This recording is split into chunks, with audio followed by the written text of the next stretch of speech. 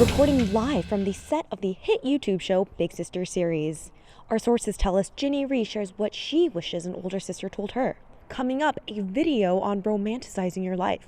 What is it? Why is it important? And most importantly, how do you do it? What does it actually mean to romanticize your life? A New York Times article sums it up quite nicely. It's appreciating what we have right in front of us and living with intention, no matter how mundane our daily rituals might be. It's a reminder to look for beauty and embrace the minimalism.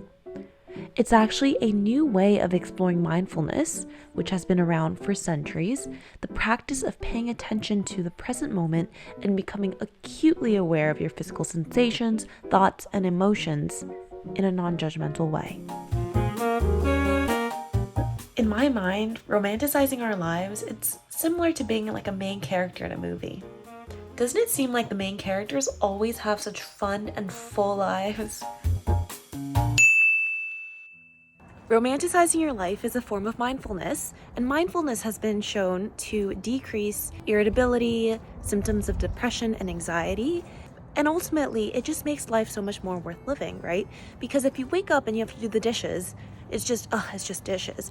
But if you're in a movie, then doing dishes is fun. You're able to feel more content with your everyday life, which is 99% of your life, minus the big grand events. You're actually living your life. You're experiencing it if you're romanticizing and being in the moment. My first tip is to add music into your life as though it were a soundtrack of your movie. Doesn't it seem like in every single rom-com, things are so much more dramatic, especially with some music in the back?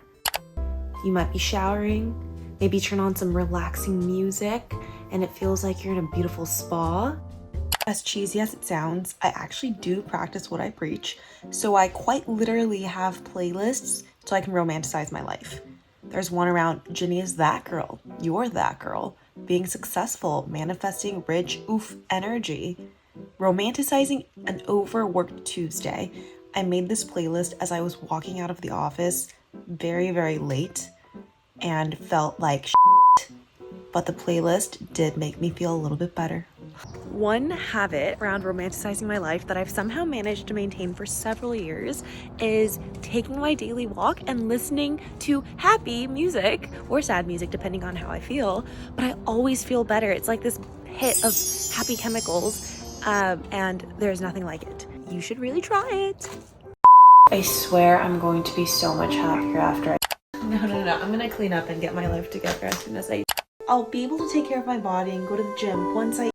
Stop pausing in your life. And guess what? It doesn't ever actually really pause, because life doesn't begin after you get into your dream college or after you get that promotion.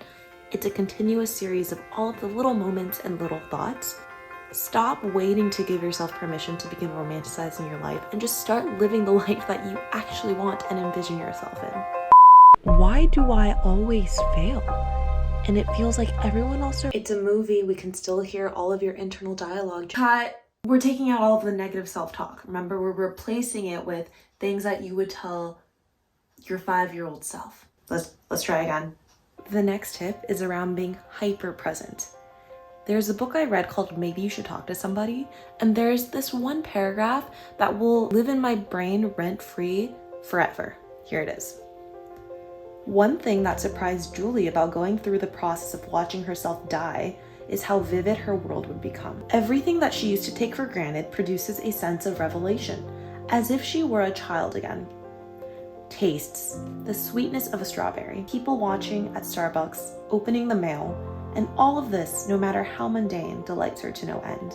When people delude themselves into believing they have all the time in the world, they get lazy. So begin asking yourself, what do I taste? What do I smell? Last but not least, let's not kid ourselves and think we can romanticize every moment of our lives, because sometimes things just suck and things are honestly just boring. But the whole point of this is, let's try to romanticize our lives as much as we can, instead of just begrudgingly living through day by day. I also want to share with you some tactical things you can do on your day-to-day to begin romanticizing your life. Design a morning routine that works for you.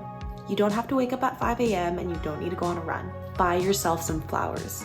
Compliment yourself, tell yourself you love yourself, and make it the biggest moment ever. Take every negative situation and try to see what do you learn from it. Unplug from social media. When you're walking around, every once in a while, just look up.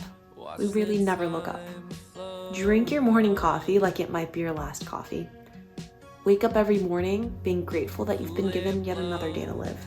Finally, recognize that everything you think you have can be taken away at a moment's notice. So live your life recognizing and being thankful for these things. Do you ever feel like you're just going through the motions of life? Try romanticizing your life today. Romanticization is not a cream nor a pill. It's a mindset that helps you find magic in the mundane. Ask yourself if romanticization is right for you. Individual results may vary.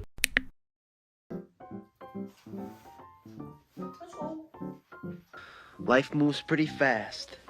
You don't stop and look around once in a while, you could miss it.